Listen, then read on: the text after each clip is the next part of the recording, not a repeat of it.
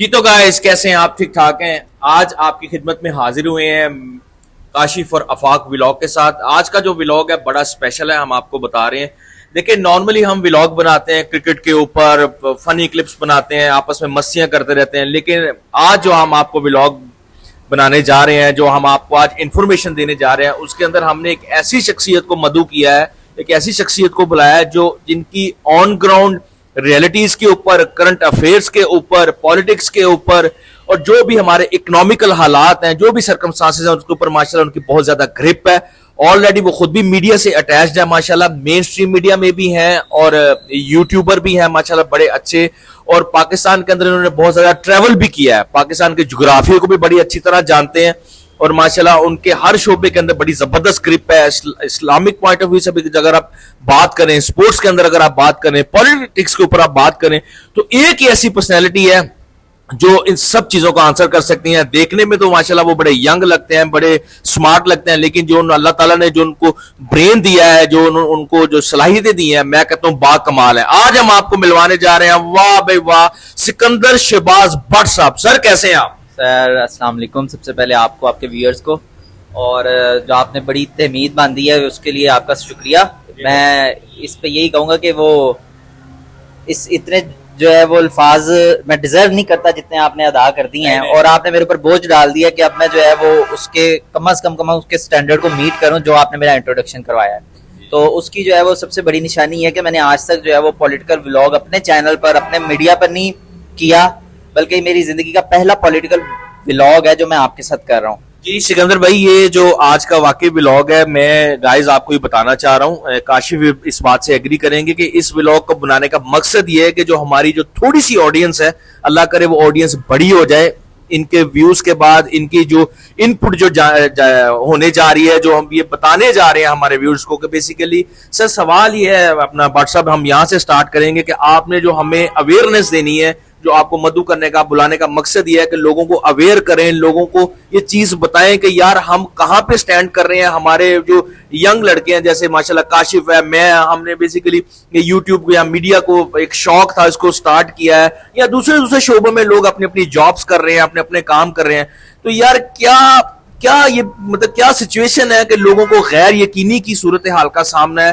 کچھ اس بارے میں بتائیں کہ پاکستان کے جو کرنٹ حالات ہے, سچویشن ہے, کیسے یہاں تک پہنچے, اور لوگوں کے لیے جو ینگ لڑکے ہیں ان کے لیے کیا فیوچر ہے, اور کس طرح سے وہ سروائیول ہے ان کا. کائنڈلی اس کے بارے میں تھوڑا سا سٹارٹ کریں اور بتائیں سر لوگوں کو ذرا. افاق صاحب, آپ نے بڑا جو ہے نا وہ میری بھی اور اس ملک کی بھی جو موجودہ صورتحال ہے نا, اس کی دکھتی رگ کے اوپر ہاتھ رکھا ہے, اور وہ جو ہے سب سے امپورٹنٹ ٹاپک کو آپ نے چھیڑا پہلے سوال میں, جو مجھے بڑا آپ نے باؤنسر مارا ہے ایک.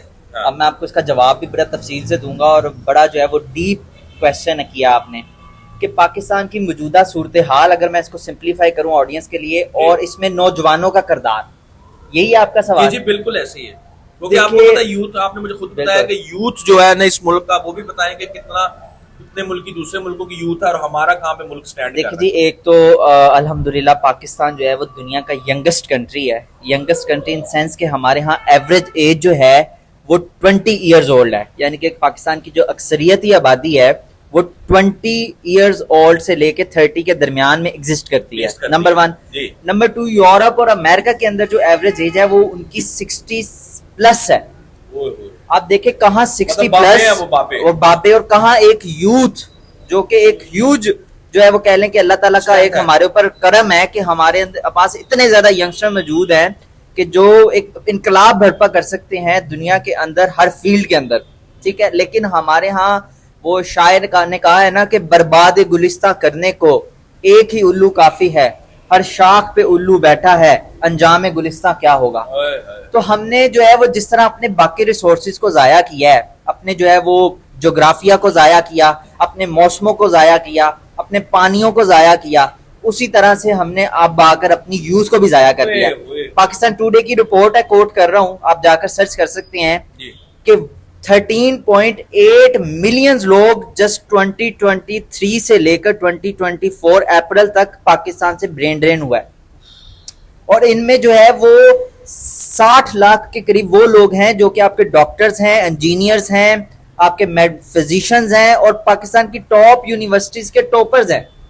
काशिफ भाई ये कुछ छोटी बात नहीं है कि किसी मुल्क से डेढ़ करोड़ लोगों का आपके चले कोई नहीं जी काशिफ भाई, मैं ब्रेन ड्रेन की बात कर रहा था कि 1.5 करोड़ लोगों का आपके मुल्क से एक साल के अंदर माइग्रेट हो जाना, निकल जाना, और जिसमें आपके टॉप प्रोफेशनल्स हैं, आपकी यूनिवर्सिटी के टॉपर्स हैं, आपके जो है वो यंगस्टर्स हैं जिन्होंने आगे जाके पता नहीं क्या इनकलाब बर्पा करने हैं अपनी अपनी फील्ड के अंदर, लेकिन वो इस मुल्क से निकल गए हैं। मायूसी है हर तरफ, एक अपॉर्चुनिटीज नहीं है, मेरिट की धज्जियां उड़ाई जाती हैं। यहाँ पर एक शख्स आता है, वो किसी अदारे से होता है, उसको उठाकर उसके अदारे का सरबराह बना दिया जाता है। आप जब अपने मुल्क की यूथ को कोई विजन नहीं देंगे, कोई आप उनको जो है रास्ता नहीं दिखाएंगे, तो डेफिनेटली दे विल गो, वो जाएंगे जहां पर उनको अपॉर्चुनिटी मिलेगी। आप बिल्कुल सही कह रहे हैं। मैं अभी कल या परसों जो है ना, मैं देख रहा था कि पासपोर्ट ऑफिस के बाहर और वीज़ा जहाँ पे ये एम्बेसीज हैं इनके बाहर अवाम का इतना रश लगा हुआ है कि जैसे मतलब ऐसे लग रहा है कि अवाम यहाँ से ना भागना चाह रही है। एग्जैक्टली खौफ ज़्यादा हो गई है कि भाई पाकिस्तान में तो हम सर्वाइव नहीं कर सकते। यार सिकंदर साहब, ये स्नेहज तक कैसे पहुंचे हैं उसका तो बताएं ना। ये सर, क्यों हम लोग गैर यकीनी की मुझे टेंशन लगी होती है, काशिफ को लगी होती है कि ब्रेड एंड बटर का मामला कैसे सीधे होने चाहिए, ये सारा कुछ है, उसके बाद जाके अपने पैशन को परसू करे बंदा। नाकामी इस मुल्क में ये है कि आपने पैशन को सेकंड रखा हुआ है, थर्ड रखा हुआ है, और रोटी खाने को पहले रखा हुआ है, क्योंकि गोरे सबसे पहले अपने पैशन को देखते हैं, वहीं से पैसा कमाते हैं। तो ये कैसे सर हम करेंगे? ये आप ज्यादा इस चीज का आफाक साहब, सबसे पहले तो आपको पता होना चाहिए, आपको ये आपकी ये फीलिंग्स होंगी, डेफिनेटली काशिफ भाई की होंगी और हम जैसे और बहुत सारे नौजवानों की, कि हम उस नस्ल से बिलोंग करते हैं जो नस्ल पाकिस्तान का नाम सुनकर एक रोमांस रखती थी पाकिस्तान से, एक इमोशन से हमारे, हम लोग वो थे जो हमारा दिल करता था हम सरहदों पे जाके इस मुल्क को डिफेंड करें, हम अपनी जान इस मुल्क के लिए कुर्बान कर दें, हमारा पाकिस्तान के साथ वो रोमांस था। आज हम उस नहज पे पहुंच चुके हैं कि हर पाकिस्तान के नौजवान से, दूसरे बंदे से आप बात करें, उसकी कोशिश है, उसकी ख्वाहिश है कि वो किस तरह से जो है वो इस मुल्क से निकल जाए, उसको कोई वीज़ा मिल जाए, उसको कोई गल्फ के अंदर मजदूरी मिल जाए, उसको जो है वो किसी बाहर की यूनिवर्सिटी में एडमिशन मिल जाए। वजह ये है कि हमने अपने मुल्क को, अपने मुल्क के नौजवानों को, हमने अपने मुल्क के रिसोर्सेज को इस तरह बेदर्दी से ज़ाया किया है, इस तरह से लूटा है बेदर्दी से कि हमारी कौम का, हमारे नौजवानों का इस मुल्क से यकीन उठ गया है, रियासत से यकीन उठ गया है। और उसका नतीजा ये निकल रहा है कि जो हमने 70 सालों की जो है फसुर्दा पॉलिसीज़ बनाई हैं, जिसमें जो है वो मैं अगर गिनना शुरू करूँ मसाइल को तो वो एक लंबी फहरिस्त है कि कहाँ कहाँ हमने क्या किस तरह से बेड़ा गर्क किया है। एक आम मिसाल ले लें PIA की आप, PIA दुनिया की बेहतरीन एयरलाइन शुमार की जाती थी 60s के अंदर। इमराट्स एयरलाइंस का स्टाफ पाकिस्तान की PIA से ट्रेनिंग लेता था। इमराट्स वाले जो है वो हमसे रेंट के ऊपर जहाज लेकर जाते थे। कतर एयरवेज को बनाने वाले हमारे जो है वो PIA के सारे अमला है, MDs हैं, स्टाफ है। आपकी बहरीन एयरलाइंस को बनाने वाले पाकिस्तान की PIA के जो है वो अमला है, स्टाफ है। आज किस नहज पे पहुंच चुके हैं कि PIA को कहा जाता है जन्नत की सवारी, कि अगर आपने जन्नत में जाना है तो आप सीधी PIA की टिकट ले लें, आप सीधे जन्नत में। डिजास्टर है। कैसे हुआ ये?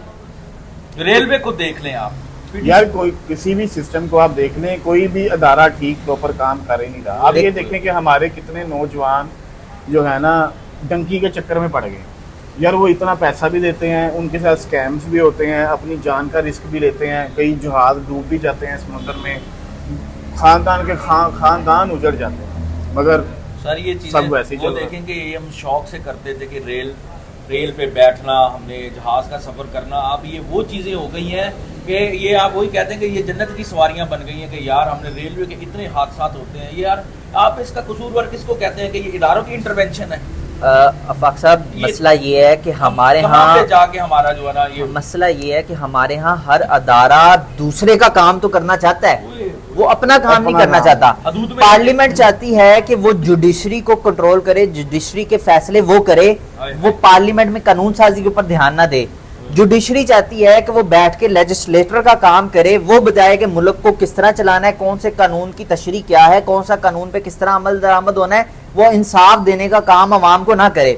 आपके जो दूसरे अदारे हैं जिनका काम मुल्क को डिफेंड करना है, सिक्योरिटी प्रोवाइड करना है, वो डिफेंड नहीं करना चाहते। वो चाहते हैं कि वो मुल्क के अंदर चलाने में, भाग दौड़ में, हर फॉरेन पॉलिसी बनाने में और मुल्क के बड़े बड़े फैसलों में वो फैसला साजी के अंदर शामिल हो। जब आपका अदारे अपनी अपनी डोमेन में रहेंगे नहीं, दूसरे की डोमेन में घुसने की कोशिश करेंगे, तो इसमें मैं किसी एक अदारे की बात नहीं कर रहा, मैं तमाम को कसूरवार ठहराता हूँ। आवे का आवा ही बिगड़ा आवे का आवा बिगड़ा हुआ है। वो कहा है ना किसी शायर ने पंजाबी के कि